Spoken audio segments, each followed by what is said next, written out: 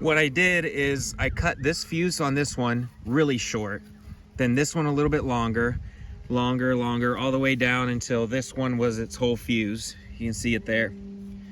So if these all light at relatively the same time, what I'm hoping is it'll shoot boom, boom, boom, with a slight break in between each one until the big boom goes off there at the end.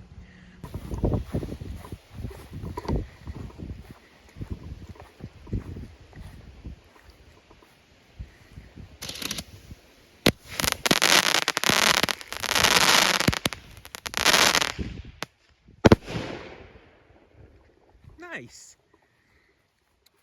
That actually was timed pretty darn well. I like that. All right.